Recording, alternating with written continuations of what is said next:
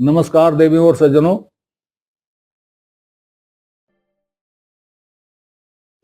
आज हम लोग सातवीं रामायणी पर चर्चा करेंगे। पहले रामायणी पढ़ देता हूं।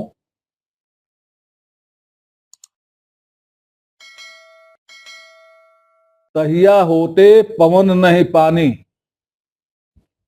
तहिया सृष्टि कौन उपरानी उत्पानी।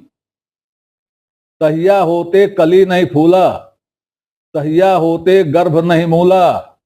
तहिया होते विद्या नहीं वेदा, तहिया होते शब्द नहीं स्वादा। तहिया होते पिंड नहीं बासु, नहीं धर धरण न पवन आकाशु। तहिया होते गुरु नहीं चेला, गम्य अगम्य न पंथ दुहेला। और साखी अविगत की गति का कहो, जाके गांव न ठाव। गुण विहुना पेखना का कह लीजिए नाव। यह सातवीं रामायणी अब तक जो एक प्रकरण उठाया गया है उसका एक तरह से समापन है। समअप कर रहे हैं कबीर, इसमें समअप कर रहे हैं। देखिए इसमें एक पंक्ति है, तहिया सृष्टि कौन उत्पानी। ये प्रश्न है। इस आधे को आप सब में जोड़िए और देखिए कितने सवाल पैदा होते हैं। तहिया होते पवन नहीं पानी, तहिया सृष्टि कौन उत्पानी। तहिया होते कली नहीं फूला, तहिया सृष्टि कौन उत्पानी। तहिया होते गर्भ नहीं मूला, तहिया सृष्टि कौन उत्पानी। तहिया होते विद्या नहीं वेदा, तहिया सृष्टि कौन उत्पानी। तहिया होते शब्द नहीं स्वादा, तहिया सृष्टि कौन उत्पानी। तहिया होते पिंड नहीं बासु, तहिया सृष्टि कौन उत्पानी। नहीं धर धरण न पवन आकाशु, तहिया सृष्टि कौन उत्पानी। तहिया होते गुरु नहीं चेला, तहिया सृष्टि कौन उत्पानी। गम्य अगम्य न पंथ दुहेला, तहिया सृष्टि कौन उत्पानी। और अविगत की गति का कहो, जाके गांव न ठाव। इतने प्रश्न हैं।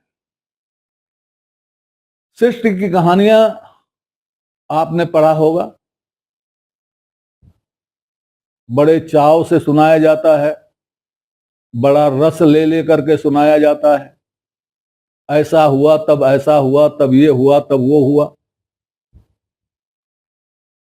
पृथ्वी बनाई जाने लगी तो कोई लेकर भाग जाने लगा, तो उसको रोका गया, तो युद्ध हुआ, बहुत वर्षों तक युद्ध हुआ। उसके बाद पृथ्वी फिर लाई गई, फिर स्थिर की गई। तमाम कहानियां, कहानियों पे कहानियां ये बनाई गई, सुनाई जाती हैं, और हम लोग यह मान के चलते हैं कि यह सत्य वचन है। लेकिन इन प्रश्नों का उत्तर नहीं है, किसी कहानी में इन प्रश्नों का उत्तर नहीं है। तहिया होते पवन नहीं पानी। सृष्टि के उत्पन्न होने के लिए कुछ चीजें होनी चाहिए, और किसी वस्तु के उत्पन्न होने के लिए कुछ चीजें होती हैं। उन चीजों का जब तक अभाव है तब तक कैसे मान लिया जाए कि कोई चीज बन जाएगी।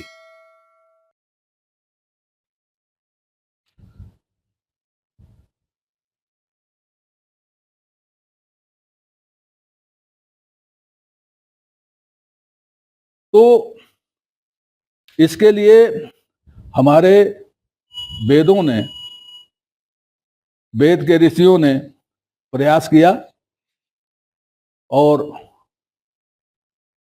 बहुत पहले प्रयास किया, और उनको इस प्रयास में कोई सफलता नहीं मिली, और उन्होंने यह मान लिया कि सृष्टि की उत्पत्ति कैसे हुई यह जाना नहीं जा सकता। लेकिन हमारे बाद के लोगों ने ऐसी ऐसी कहानियां बना दी जैसे कि वो सारी सृष्टि जानते हैं।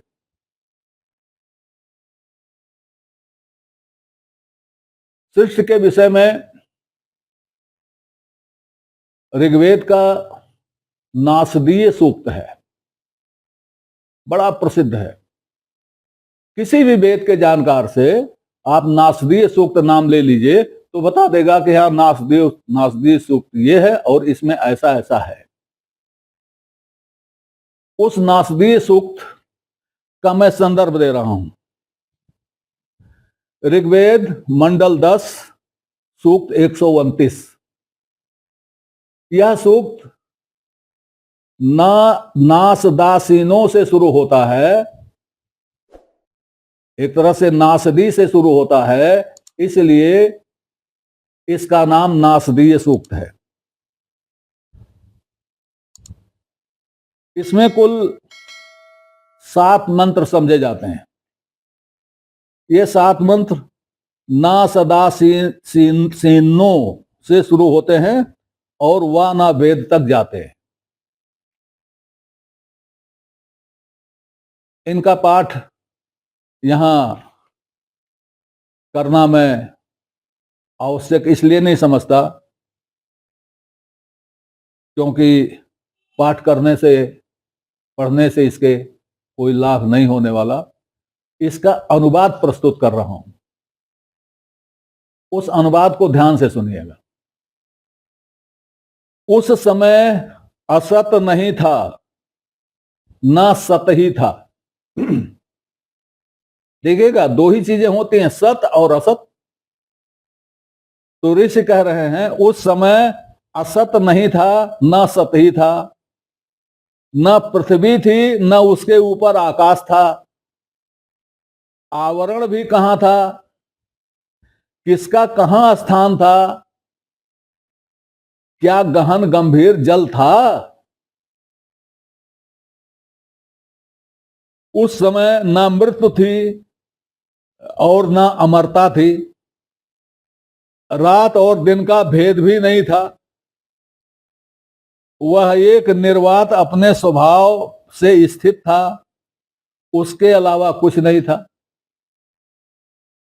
उस समय अंधकार से अंधकार ढका था, अर्थात सर्वत्र अंधकार था और यह सब जलमय था। एक अंकुर था जो तिस अर्थात भूसी से ढका हुआ था, वह तपस अर्थात उष्मा की शक्ति से पैदा हुआ। पहले काम उत्पन्न हुआ और मन से वीर पैदा हुआ। मनीषी कविगण अपने हृदय में विचार कर असत के साथ सत के बंधन का पता लगाए। उसकी किरणें जो सर्वत्र फैली थीं, ऊपर थीं कि नीचे, वीर को धारण करने वाले थे और महिमाएं भी थी। आत्मशक्ति नीचे थी और इच्छा शक्ति ऊपर थी। ये यहां तक हो गया विवरण। इस विवरण में आप देखेंगे उस समय तक सृष्टि के बनने के सिद्धांत, जो 3-4 सिद्धांत थे, वो सब ऋषि कहता है। जैसे एक सिद्धांत था कि न पृथ्वी थी, न आकाश था, न आवरण था, कौन कहां था यह पता नहीं था, और जल था भी कि नहीं था यह भी पता नहीं था। एक देखिए, पहले में आया गहन गंभीर जल था क्वेश्चन मार्क में, मतलब पता नहीं है। दूसरे में निर्वात था, एक निर्वात था। तीसरे में अंधकार था, अंधकार से अंधकार ढका हुआ था और वह सब जलमय था। अंधकार था और जलमय था, एक बात हो गई। फिर एक अंकुर था। ये अंकुर कहां से आ गया, इस पर मनन चिंतन कीजिएगा। अंकुर था जो भूसी से ढका हुआ था। ये भूसी कहां से आ गई? तपस था, उष्मा, ये कहां से आ गई? तो ये कई अवधारणाएं जो चल रही थी, उन सबको ऋषि ने एक साथ 5 मंत्रों में समप कर दिया। और उन 5 मंत्रों के बाद अब ऋषि अपनी बात कर रहा है, छठे में अपनी बात कर रहा है। यह सृष्टि कहां से आई, कैसे बनी, इसे कौन निसंदेह जानता है। और कौन इसकी निर्भ्रांत घोषणा कर सकता है? अर्थात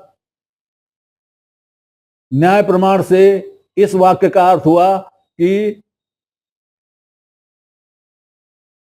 कैसे बनी कौन निस्संदेह जानता है, मतलब कोई नहीं जानता।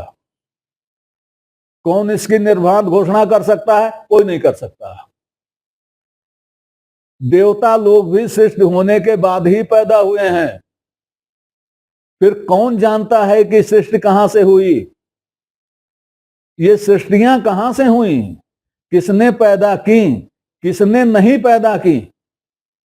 देखिए दोनों चीजें, किसने पैदा की, किसने नहीं पैदा की, यह सब वही जानता होगा जो इसका अध्यक्ष अंतरिक्ष में स्थित है। एक उम्मीद जताई कि वह जानता होगा जो इन सब का अध्यक्ष है और अंतरिक्ष में है।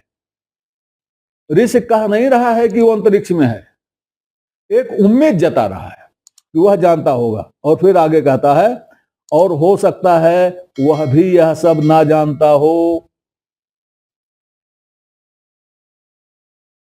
तो यह सृष्टि,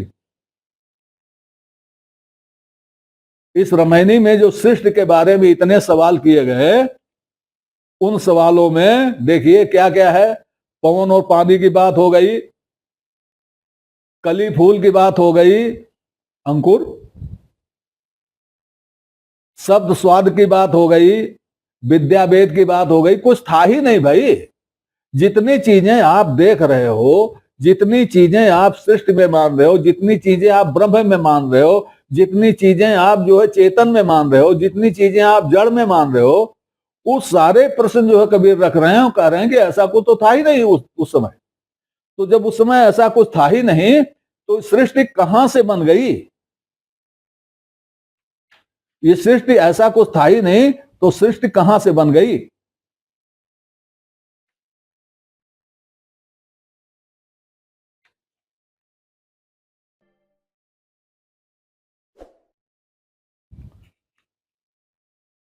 कोई चीज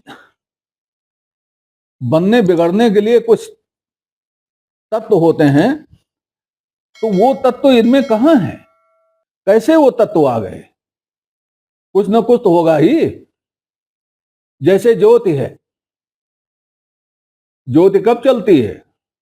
जब बीच में कण होते हैं। अगर कण नहीं होते ज्योति नहीं चलती। कण नहीं, बीच में कण नहीं, धूल कण नहीं होते तो आवाज नहीं आती। इन सारे प्रश्नों का उत्तर नहीं है, फिर भी लोग कहानियां बना रहे हैं। पहले कह आए हैं इन्हीं रामायणियों की व्याख्या में, पहले कह आए हैं कि सृष्टि का ना आदि है, ना अंत है, ना मध्य है। यही गीता भी कहती है। फिर आदि अंत और मध्य के चक्कर में क्यों कहानियां बनाई जा रही हैं? क्यों फंसे हुए हैं लोग? अब कबीर इसमें समाप्त करते हैं, अविगत की गति का कहो जाके गांव न ठाओ। अविगत की गति शुरू कहां से हुआ था? अविगत की गति से शुरू हुआ था। तो अविगत जो अज्ञात है उसकी गति क्या कहूं, जिसके ना गांव है ना ठाव है, ना उसका कोई गांव है ना उसकी कोई जगह है।